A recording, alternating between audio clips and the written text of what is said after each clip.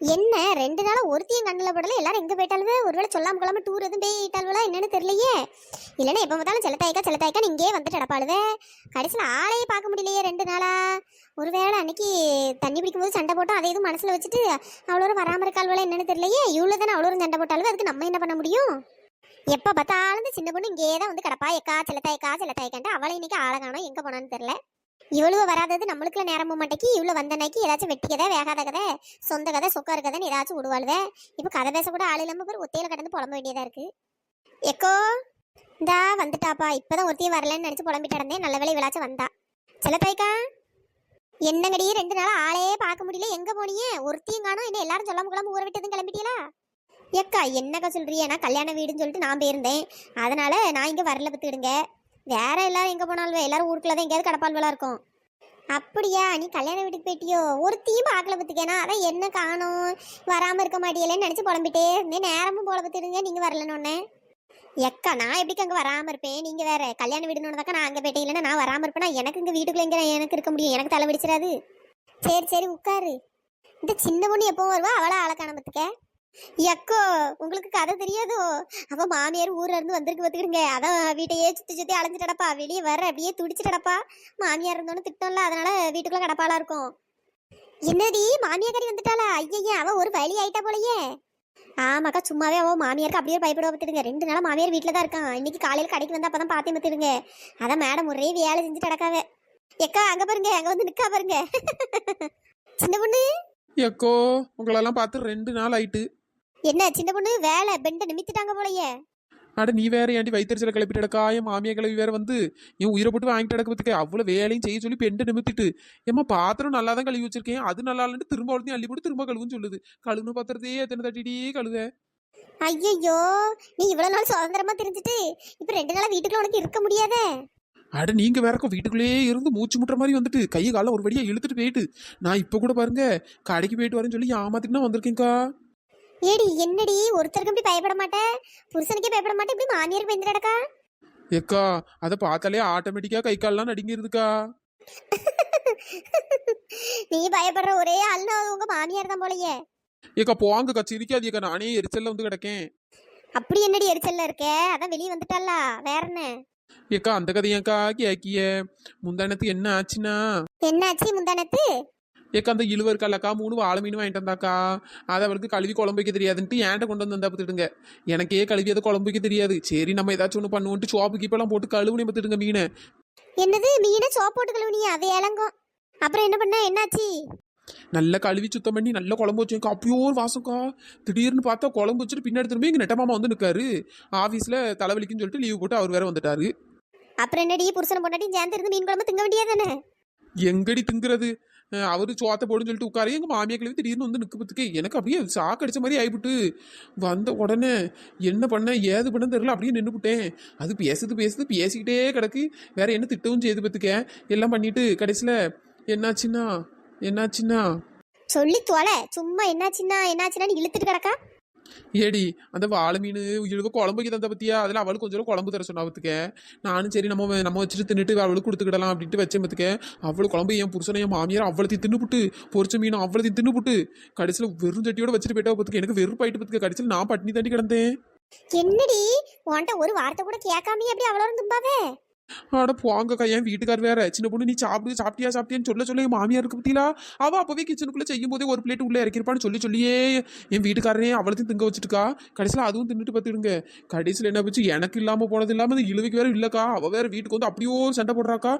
மீன் 350 ரூபாய்க்கு வாங்கினாலாம். 350 ரூபாய்க்கு வாங்கி உன் குடும்பம் எதுக்கு திங்கணும்? எனக்கு மரியாதையே காசு தானே, அது வா ஆச்சா பூச்சான்னு அவ கத்திட்டடக்கா.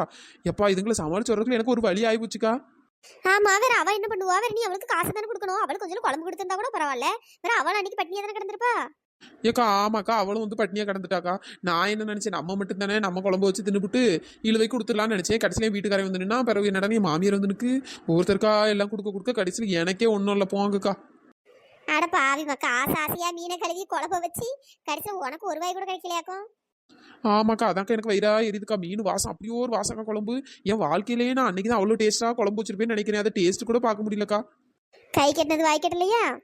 ஆமாடி, இதில் வேற இழுவ காசு வேற கேட்டுட்டடக்கா. அவளுக்கு வேற கொடுக்கணும், இல்லைன்னா என் கொண்ட முடிய பிடிச்சி ஆட்டாட்டுன்னு ஆட்டி விடுவா பார்த்துடுங்க. 350 ரூபா தானே கொடுத்துருடி. ஏக்கா எனக்கே எரிச்சலா தான்க்கா இருக்கு. நான் தின்னா கூட பரவாயில்லக்கா. இந்த மாமியா கிழவி என் புருஷனும் இவனுங்க தின்னதுக்கு பிறகு நம்ம காசு கொடுத்து தொலை வேண்டியதா இருக்குல்ல, அதான் கொஞ்சம் எரிச்சலா இருக்கு.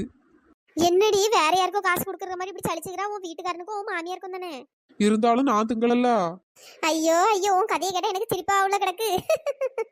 ஐயோ வந்து இழுவ வேற வந்துட்டாளே. ஏ சின்ன பொண்ணு, உன்னதான் பார்க்க வரணும்னு நினைச்சேன். முதல்ல என் காசு தாடி. ஐயே, இவ்வளவு நேரம் நல்லா தானே வந்தா, இப்ப என்ன திடீர்னு இவ்வளவு பார்த்தோன்னு அந்நியன் ஆயிட்டா? காசு வேற கேட்கா, என்ன கதைன்னு தெரியலையே. ஏ இழுவ, அது தான் தரேன்டி. மரியாதையை காசு எடுத்து வைப்பதுக்க. நல்ல மீனை வாங்கி திங்க தெரிஞ்சு காசு தரணும் அவ்வளவு வலிக்குதோ? ஓஹோ, இதான் கதையோ. மீனுக்கு காசு கொடுக்கலன்னு திட்டா.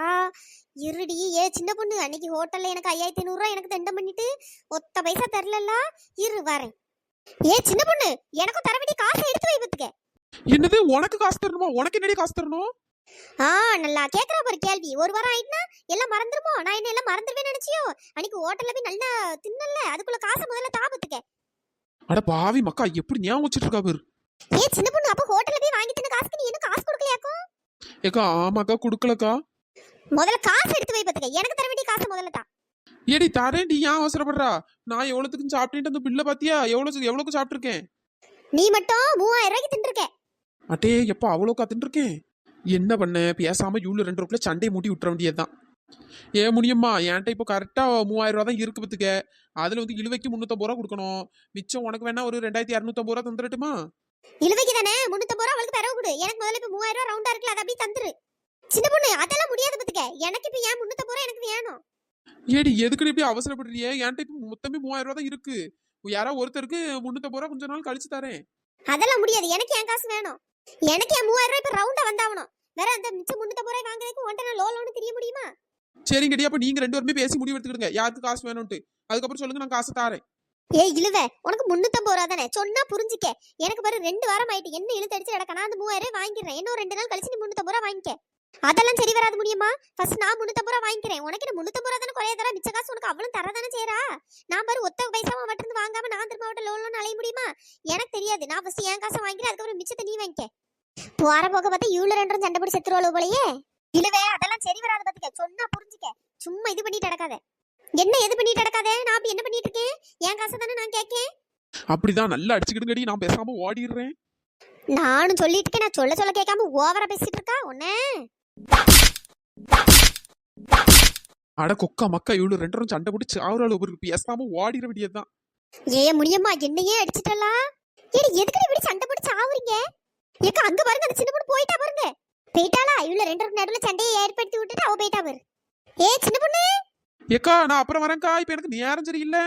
அடியே நிறுத்துங்கடி. உங்க 2 பேருக்குள்ள சண்டையை மூட்டி விட்டு அவ போயிட்டா பாருங்க. என்னக்கா சொல்றீங்க? அவ போய் 1/2 மணி நேரம் ஆகுது. லூஸ் மாதிரி 2 பேரும் சண்டை போட்டு கிடங்க. என்னது, சின்ன பொண்ணு போயிட்டாளா? ஆமா போயிட்டா. வேற நீங்க இப்படி சண்டை போட்டு கிடந்தீங்கன்னா அவ ஓடதான் செய்வா. கடைசியில ஒருத்தருக்கு காசு எல்லாம் போயிட்டா. போங்க அந்த வேலையை பார்த்துட்டு. ஏ சின்ன பொண்ணு, நம்ம சப்ஸ்கிரைபர் நேம் எல்லாம் சொல்லிடுடி. Hi Viji, hi Mahishalini, hi Lokesh, hi Umar Barakath, hi Hemalatha, hi Pavithra, hi Priya, hi Mallika, hi Kavinilavu, hi Lakshmipathi, hi Suganth, hi Nidharshini, hi Prabha, hi Mithra. நண்பர்களே, இந்த வீடியோ பிடிச்சிருந்தா லைக் பண்ணுங்க, ஷேர் பண்ணுங்க, மறக்காம சப்ஸ்கிரைப் பண்ணிடுங்க. இன்னொரு வீடியோல பார்க்கலாம். Tata bye bye. Thanks for வாட்சிங்.